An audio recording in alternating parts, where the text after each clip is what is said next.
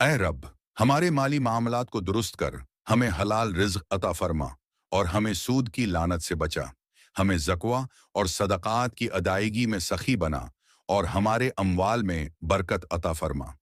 اے ہمارے رب، ہمارے معاشرے کو امن اور انصاف سے بھر دے، ہمیں قصاص اور عدل کے اصولوں پر قائم رکھ اور ہمیں معافی اور صلح کی خوبیوں سے آراستہ کر۔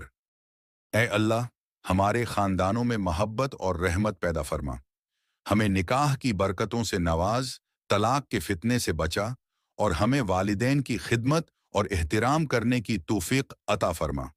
یتیموں کے حقوق کی حفاظت کرنے والا بنا اور ہمیں معاشرتی ذمہ داریوں کو نبھانے کی ہمت عطا کر۔